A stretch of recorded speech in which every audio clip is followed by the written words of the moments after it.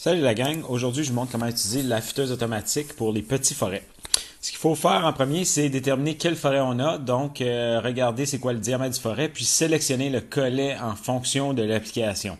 Donc ici, dans le cas que j'ai choisi d'affûter un forêt 1132. On peut voir que sur le collet, il y a une indication par rapport à la grosseur. On peut aussi essayer et trouver sans identifier le collet en le lisant.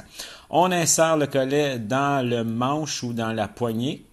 On vient s'assurer en tant que tel que le forêt est bien installé au fond de la poignée. Des fois, il faut déclipper le collet principal qui est un 3C 9/16e. Ensuite de ça, on vient faire un petit serrage pour s'assurer que le forêt a une certaine résistance quant au déplacement dans le collet qu'on voit ici en noir. Donc, j'ai remarqué qu'il y avait un petit serrage. Je vais ensuite aller sur la machine puis sélectionner le bon embout pour venir positionner la lame par rapport aux manches. Donc, je vais devoir choisir, dans le cas du 11/32e, le manche entre 1/4 et 3/8e. Et je viens m'assurer que la lame est bien appuyée sur le guide-lame.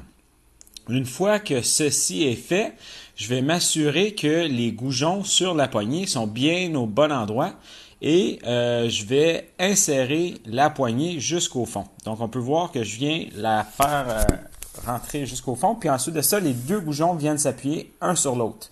Si cela n'est pas fait correctement, la position de la lame par rapport à la meule ne sera pas respectée et on va se retrouver à avoir un forêt qui va être mal affûté ou qui va avoir un angle incompatible. Ensuite de ça, ce que je vais faire, c'est que je vais démarrer la machine et je vais venir dresser la meule. Pour dresser la meule, ce que je fais, c'est que je vais avancer le diamant ou avancer la meule au complet vers le diamant. Je vais faire un dressage vraiment léger dans le sens où est-ce qu'on ne peut pas enlever une grosse partie de la meule. Il faut enlever là, quelques millièmes et puis c'est tout. Je viens refaire le tout à plusieurs reprises pour m'assurer que la meule, elle est droite. Regardez la ligne qui est plus foncée dans la meule. En tant que telle, c'est l'endroit où est-ce que le forêt touche. Donc, la partie plus foncée représente l'endroit où est-ce qu'il y a le plus de métal pris dans les pores de la meule. Je dois nettoyer le deuxième guide de la machine dans lequel la poignée va s'insérer parce que la poussière de meule va être présente à cet endroit-là. Par la suite, je viens reculer la meule et j'insère le forêt à l'intérieur de la cavité. Je vais m'assurer que ma lame est parallèle par rapport à la meule. Ensuite, j'approche la meule jusqu'à temps que je touche et je regarde pour une étincelle ou un son. Puis, je vais devoir, lorsque je vais tourner la manivelle, conserver un appui constant sur la face et aussi sur le cône. Donc, je viens rotationner la poignée et je m'assure de garder un bon appui et vers le devant et vers le côté.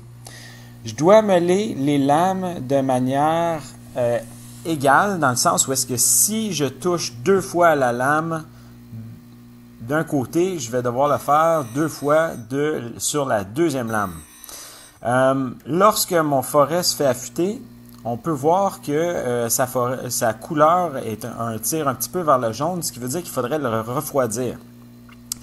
Je vais faire un dernier avancement pour être en mesure de faire une finition sur mon forêt et je vais regarder si j'ai meulé la lame au complet. Si j'ai une différence dans mes lames, je vais continuer à meuler le tout jusqu'à temps que les deux soient égales. Par la suite, je desserre la poignée noire que vous voyez à l'écran, je viens retirer le collet et je le replace dans le classeur des collets pour ne pas perdre le tout. Je dois m'assurer visuellement que le forêt est en bonne condition et que les lames ont été bien affûtées. Si tel est le cas, je peux aller percer mon trou sur ma pièce